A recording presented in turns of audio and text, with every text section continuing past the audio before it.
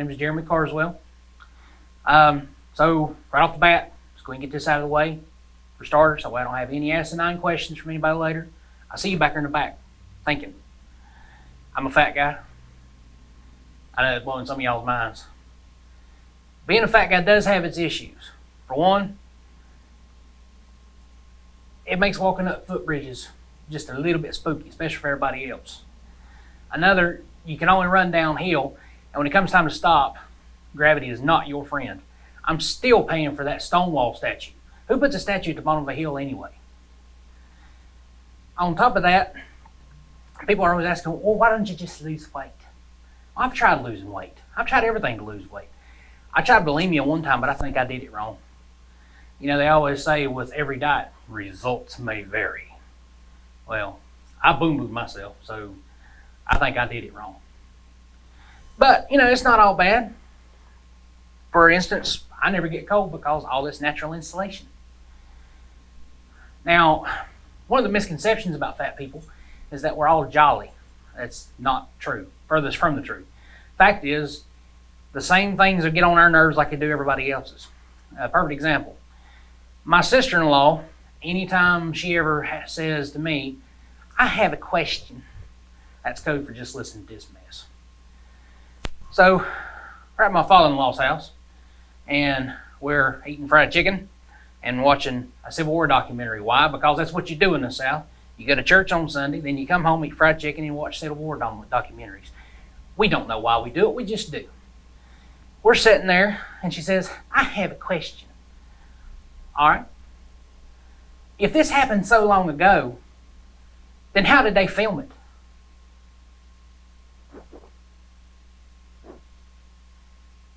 Oh, I'm sorry, you're serious.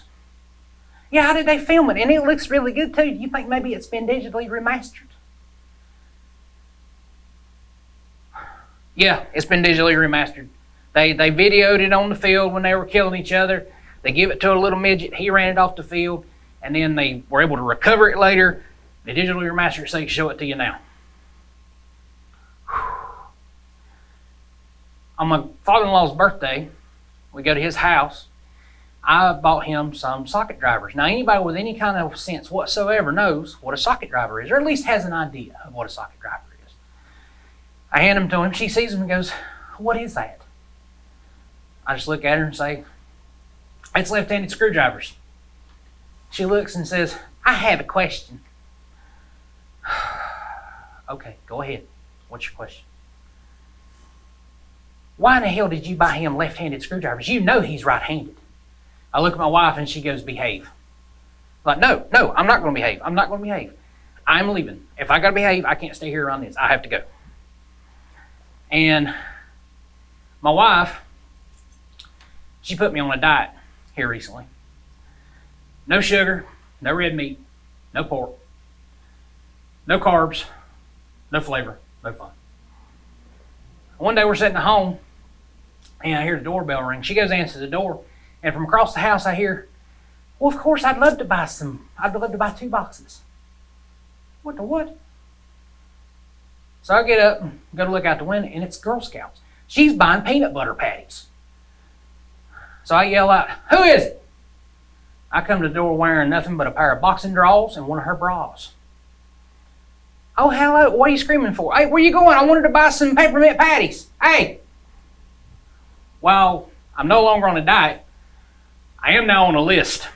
Apparently people get really uppity when you talk to Girl Scouts wearing a bra and a pair of boxing drawers. And my wife, she tells me to behave, but here a while back she got invited to a baby shower for somebody she don't like. Now, we've been married for almost 10 years. We don't have kids. We got no plans to have kids. People still invite us to baby showers. Now, kinfolk's one thing, but this is people we don't even like. I come home from work one day. She's looking over the registry. I just happened to glance over and see what she's looking at. What in the world does she need with 27 tubes of nipple cream? I know that does seem a little extensive, doesn't it?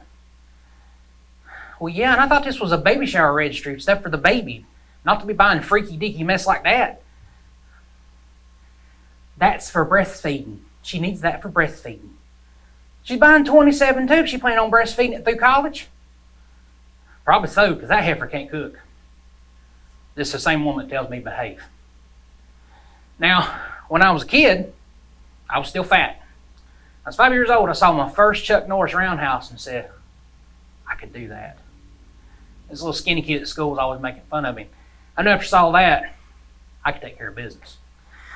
Now, looking back at it, I do kind of feel bad.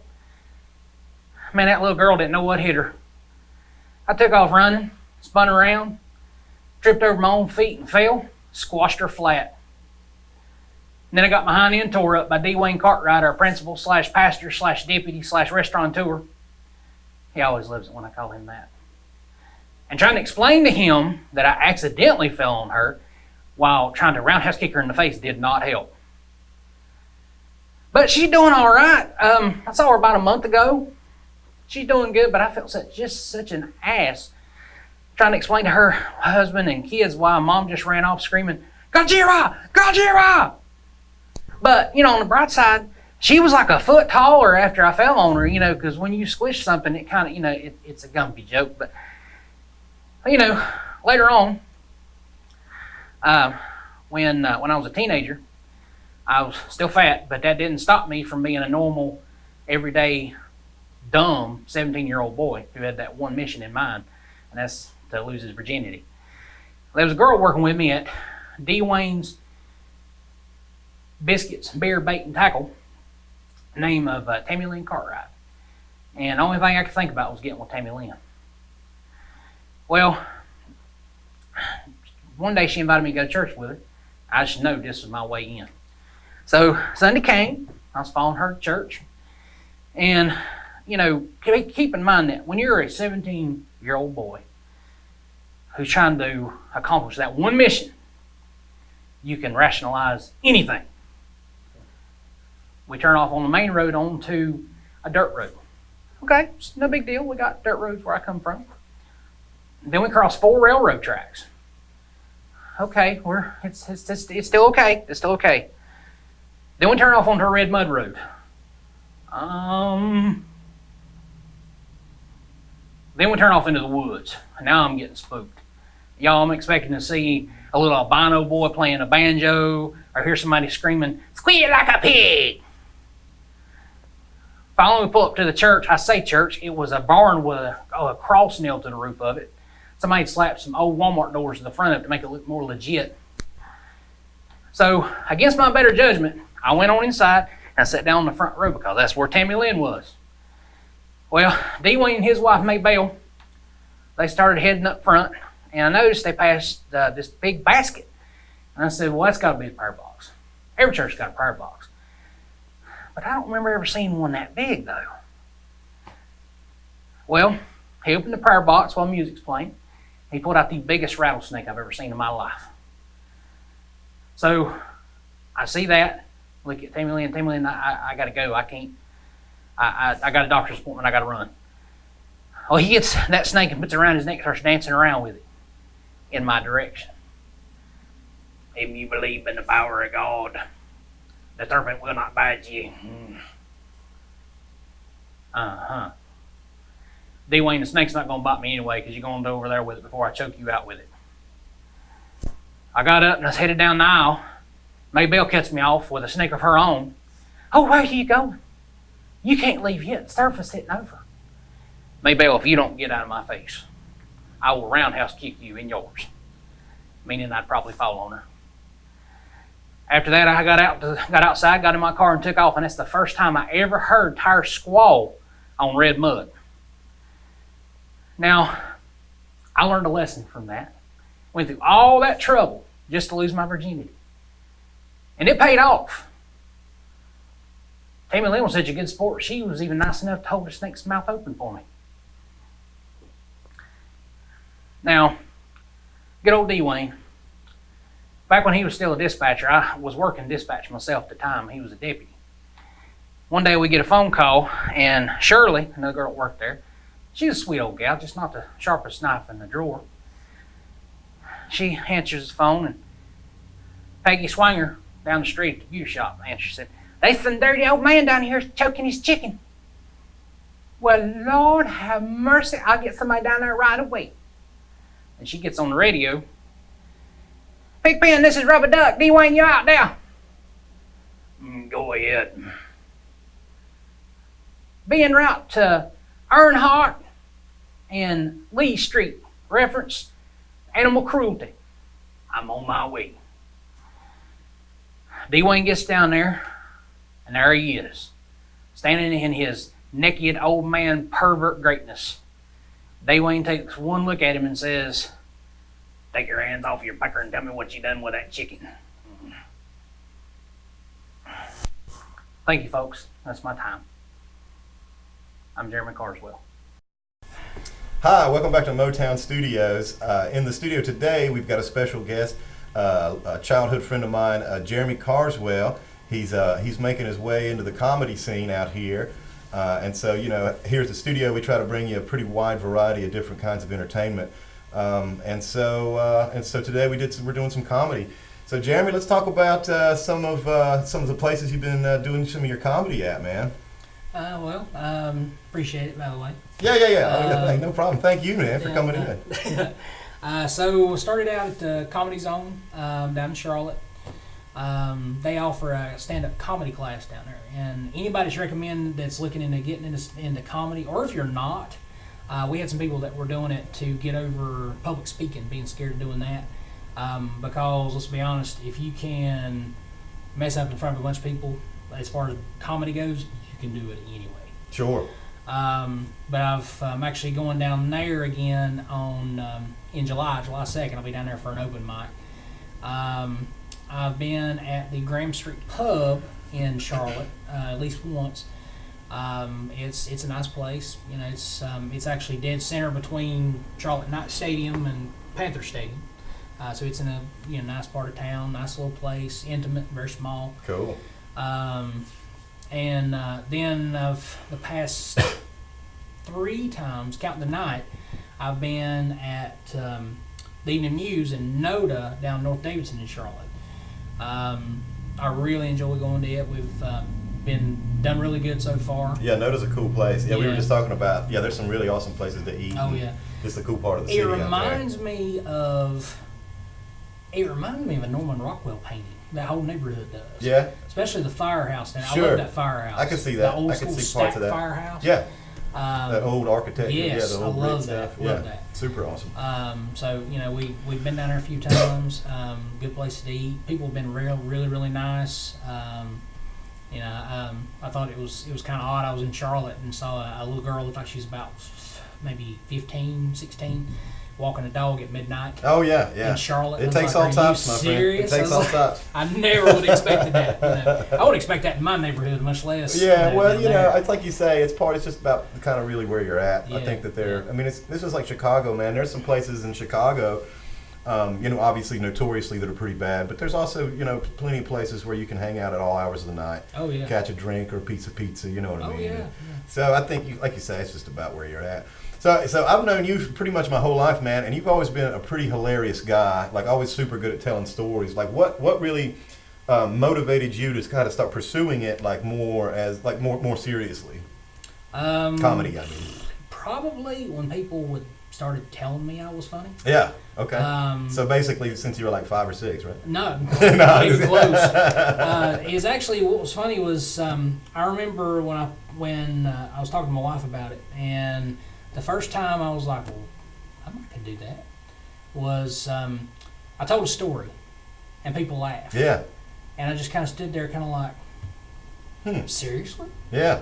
And I'd never thought I was a funny person. I just told stories or did whatever. Well, I've told you your whole life you were super funny, man. I've always thought you were hilarious. I just never saw it myself. Yeah, sure. Definitely. So that was basically it. Well, I'm personally, just like I say, having known you for so long, it's just exciting to see you being able to, or just going into it and giving it a shot. Because I think you do fine, man.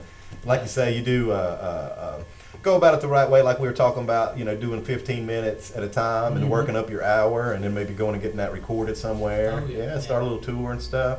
And the more you go, it's just like with music, the more you go, you'll meet supportive people, that want to help you and they can help you see the vision and stuff. And and that's the thing I've noticed with comedy is I don't think I've met people as warm and welcoming and supportive as I've met in this whole. It's like this really weird, warm but very odd, dysfunctional family. Sure.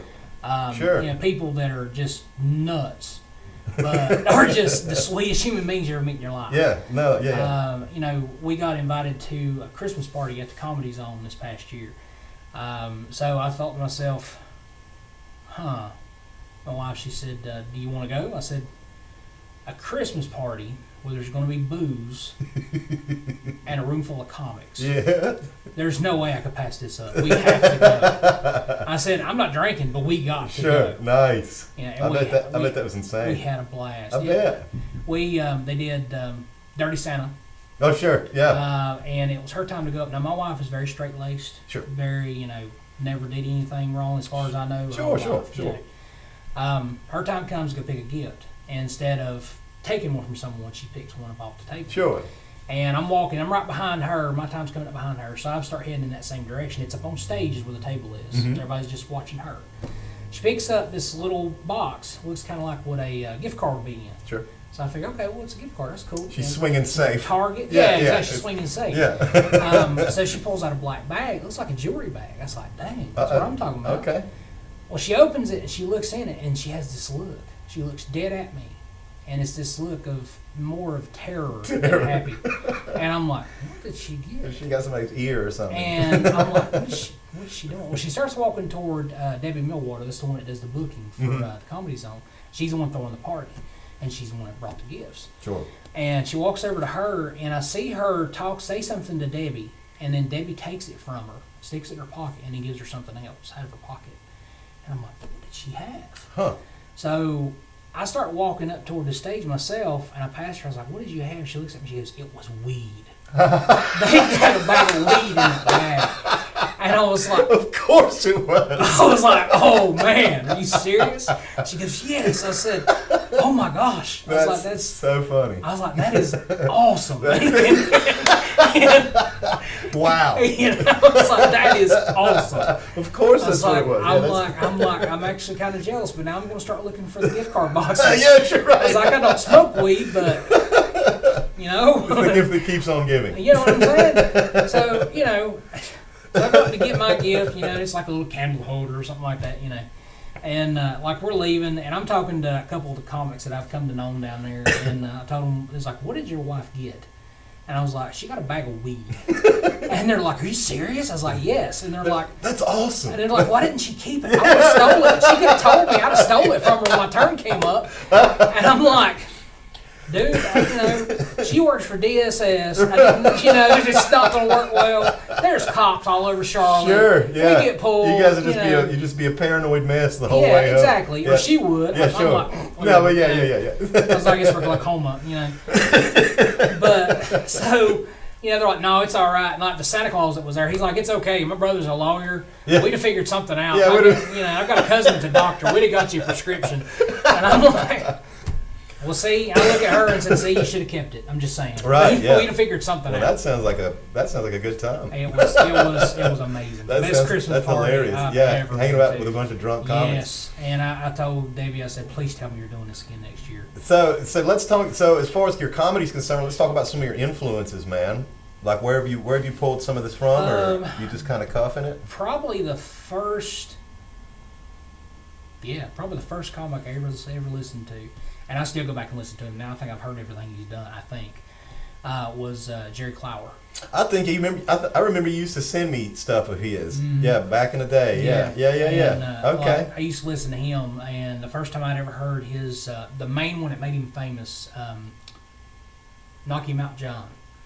About the coon hunter that went up in the tree to knock it out instead of shooting it. He wanted to give it a fighting chance. And come to find out, it was actually a lynx in the tree, not a coon. So that's not a good afternoon. That was the first one I ever heard, and I listened to him ever since then. Sure. But that's where I get the whole stories thing from. Is I just take stuff that's cool. happened. Yeah. Like in my set, all those stories have a very large kernel of truth. Sure. The snake story, that really happened. Sure.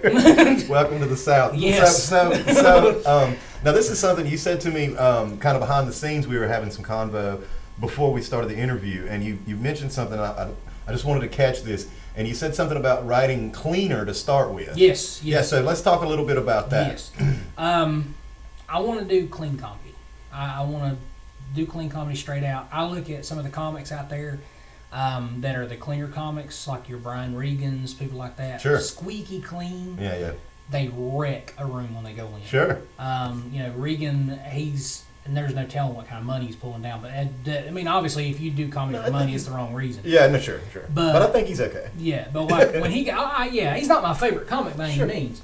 But if you want to watch a clean comic, Brian's start awesome. with him. No, his stuff's awesome. Yeah, I've seen some of his stuff. Because anytime he ever does a performance, he just slays the people. Sure. Straight up.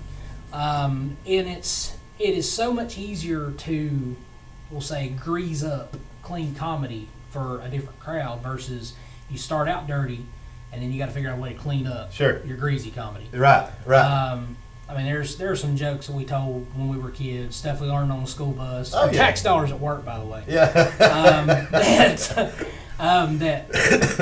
I don't know how in the world I would ever clean those up. Oh no, Ever. yeah.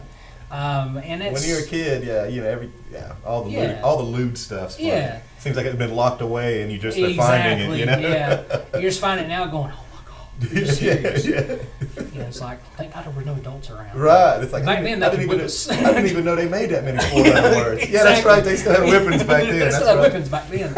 It's not like now. Wash your mouth out. That's it. But one of the teachers I have down at the Comedy Zone by the name of Joel Pace. I think he actually runs one of the. It's called East Coast Comedy or something like that. He runs it. And he does all their booking and all that stuff. He basically told me, if you're going to cuss, you can do innuendos all you want. Sure. That's fine.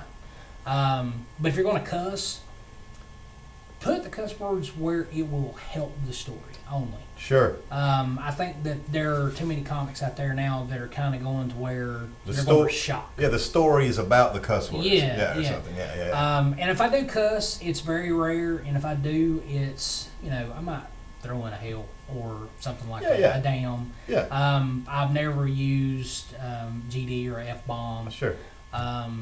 They don't fit my personality. Well, really, no, you got to do what you're comfortable with. That's the thing, man. Because there's nobody that's. It's gonna sound forced. Well, and that's the thing about art in general. Because I mean, comedy is obviously an art form, and entertainment in general. It's that you have something unique. Everyone has something unique that they can bring. Right. You're comfortable doing stuff that other people may not be, and same vice versa. Yeah. And so, no, man, that's the way. Go get it. I mean, I think look at some of the big ones. I think maybe the biggest one we probably shouldn't mention that has made their name off clean comedy, that I think there's plenty of room for it. Bill Cosby. Oh, yeah. I didn't want to mention that, but I'm sorry. Yeah, he was mentioned in the class for the very same reason. Yeah, I know. And unfortunately, I know. See, that's the thing. I know. It's like that's just so unfortunate. Obviously, there's multi levels of unfortunateness of that. Yeah. But I think the fact that his legacy is tainted and stuff, I think, is the worst. Because I mean, we sat around watching the Cosby Show when we were kids. I mean, that was the hugest thing on TV and stuff. Well, whenever Bill Cosby himself, the actual show, the 1 hour special he did, when it was released on, and HBO picked it up first. I've seen it hundreds of times. Sure. Easily. Sure. Times. Absolutely. And then Comedy Central bought it. It's one of the greatest of all times, man. I mean, for sure. I think there may have been 3 cuss words in the entire thing. Yeah. Maybe. Yeah. Well, he used to be down on other comics that would cuss a lot and all that stuff. Yeah. Oh, yeah. I think there's some pretty funny stories. There's a about great story Eddie Murphy tells. Yeah. Go look that up. Look that up. Yeah, don't. Yeah. But no, and like I say, for me, that was just a heartbreaking moment in the sense of that his work is tainted, and for good reason, obviously, that's a deplorable way to live your life and to be. Absolutely. You got to respect the limelight as much as it respects you, I think. Absolutely. Or whatever, I don't know, I guess, whatever. Yeah. But I'm just saying that was, that's the big takeaway for me with it. Right. Unfortunately, his whole legacy is now done. Yeah, pretty much. That's unfortunate. He is Julius Caesar now, basically. But I mean, I remember we used to listen to like Ray Stevens and stuff when we were kids. Absolutely. And I remember who was the guy that used to be had the comedy. He was like Evil Knievel, but it was like a comedy show, Oh man, that was. I remember me and you used to watch that whenever we were kids, man. Super Dave. Super Dave yes. Osborne. You remember Yes, that? Yes. Yes. See, yeah, man, and he stayed at it forever. I think he recently passed. He man. did. He did within about 6 months. Yeah, I know, Yeah. man. That's super unfortunate, man. He was hilarious. I remember watching him as a kid, man, and that was just being super entertaining and super funny. But he was clean comic. Oh yeah. You know, obviously he had Yeah. he had other stuff, Right, you know, right. that was more From adult what I hear, driven. he did a lot of producing and a lot of directing besides. But like that was really his voice. That's the part that blew my mind when I got to hear an interview he did. Yeah, Like that high pitched, like crazy Yeah. high pitched voice. That was legit. His yeah, that was voice. him. Yeah, And that blew my mind when I heard that. for sure. No, yeah, and like I say, an old Ray Stevens, man. I just remember too as a musician, like later on as a musician, looking back at some of that stuff, and because we used to listen to that stuff all the time, Oh, yeah. you know, and when we were little tiny kids and stuff, and but just to go on, play on your point about being a clean comic or clean musician and stuff, I think it's great, man, and I think there's plenty of room for it. Like you say, a lot of people go for that low hanging fruit, you know. Oh yeah. Well, and it opens. I think it opens up better chances. There's a comic that was mentioned down there at the class. The guy's squeaky clean. All he does is corporate events. Sure. That's it. Sure. And of course, it's got to be clean for that. Absolutely. And that's all he does. Trust and I me, was yeah. like, that's awesome. I would be totally for that. Oh yeah, absolutely. And if Um, it's anything like music too, those yeah. corporate gigs pay a little bit better too. Right. You know, and it's usually easier. It's an easier paycheck. There's Yeah. less stuff you have to worry about. But you know, as a musician too, same deal. I can't go in there and play some Slayer or anything like that. at the Well, you Gladys's know, 60th birthday. Well, and at that same Christmas party, Debbie Millwater's husband was there. Super nice guy. And I asked him, he was like, "So where have you played?" He goes, he said Carnival. I was like which Carnival? And he's like, all of them. Like, What? What? I was like, what? You know, and he said, yeah, Carnival. He said, no, I've done Disney. I've done Carnival. Oh, he does cruises. And I was like, wait. Okay. Are you talking about, do you do cruise Oh liners? yeah. And he's like, yeah, I do sets on cruise lists. Yeah. What? Yeah. You Yeah. know, this was... Well, be you know, careful because I've heard that there's ups and downs to those gigs. I'm sure. As musicians, I'm sure it's the same as comics. Because I'm sure. like I mean, you know, it's obviously if you can get it, get it. Oh, You yeah, know, yeah. I mean, for sure. But that's definitely not something you want to.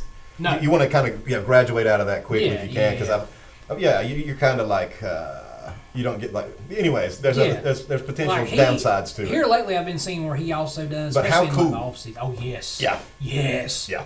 Like, from what I've been seeing, he also does some stuff in like some of the clubs in Charlotte too now. Sure. But yeah, he was like naming off these guys. Like, wait. Are Yeah, you cruise talking about- ships. Yeah, I know. Yeah, maybe it's better for comics. I know for musicians, I've heard some horror stories and stuff. I but, can see it. I mean, yeah. but at the same time too, though. I mean, really, it's just like any other job. Yeah. I mean, every day is not going to be a great day. You know, at And work. There's at work. things to run into. It's just how, Absolutely. it's just how it is. I mean, I guess Yeah. I suppose though, if you're doing something that you love, and this kind of Mhm. gets cliche, I guess every day is pretty much better than if you're Right. stuck at in some cubicle or something. I mean, now what is it they say? If it starts becoming a job, it's time to hang it up. Sure. Yeah, I can see that. Absolutely. Especially that kind of gig. So how long have you been like pursuing it as far as comedy, like seriously now?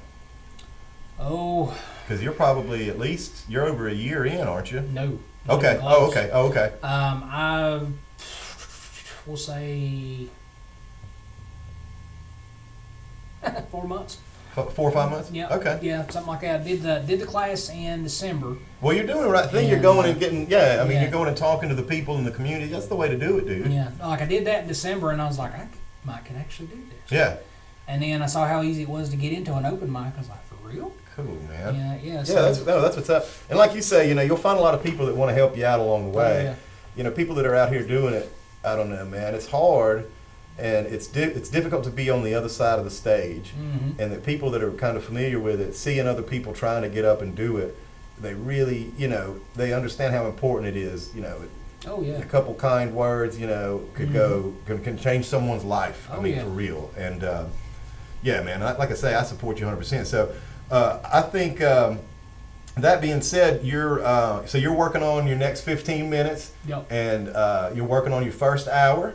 Yep. And you're going to be here and around the Charlotte area mostly. Mostly, from what you were telling me, you got the place in Morganton that does open mics on Wednesdays. Yep. I do work a That's day job. Catawba so Valley Brewery. Yeah. Yeah, I couldn't remember the place. No, you're good. I do work a day job, so right now Wednesdays are one of the days I work. So every so often I'd have to take off that day to go do that. Sure. Well, and they do music all the time, but I'll tell you, something like that, doing comedy, I think would go over great. Oh, sure. I mean, I used to run these open mics and stuff several years ago, and a little bit of variety goes a long way. We love seeing people like y'all come in. Definitely. You know, because being a musician, you know a lot of musicians. A lot of guys don't know a lot of comics. Right. You know, a lot of guys don't know a lot of like painters and artists and stuff like that. Even though obviously there's some cross contamination. Yeah. So to see something new and different, it's always super, super awesome. Oh yeah. And there's a place down in Granite Falls called Fryside. Mm-hmm. And from what I've been hearing, they do open mics on Mondays. And I was like, was it just music? What in there? They're like, we take everybody. Oh, cool. People don't show up. Oh, yeah, okay. We'll take anything. Cool. And where's that? In Granite Falls. Granite Falls. And they had somebody talked to them about me before I had a chance to talk to them myself. That's a good thing. Yeah. Oh yeah. Yeah. And they're like, we would love to have him come because we have musicians, and we might have somebody read a poem, and that's pretty much it. Sure. Well, I'll tell you, whenever you go down there, call me, and I might grab a bass and just go down there with you. Do some avant-garde if they need something, if they need some time filler. I'll have you write me a theme song when I go up. There you go. Oh, yeah. And so and in the future, so we can find you on Facebook. Oh yeah. Yeah, Jeremy Carswell, and then you've got some stuff up on YouTube. Working on the website. Mm-hmm. And working on the full hour. Jeremy, man, I really appreciate you coming through today. Dude, super awesome, hilarious material. Good deal. Man, and thanks for coming through. Thanks for having me. Absolutely, man. Thank you guys for watching, and we'll see you next time. See you guys. Hi, thanks for watching Motown Studios. Be sure to check back with us for brand new content every week. Be sure to like and subscribe. And be sure to share and tell all your friends that the best content on the internet is coming out of Morganton, North Carolina, Motown Studios. Check us out on Facebook and YouTube. Thank you very much.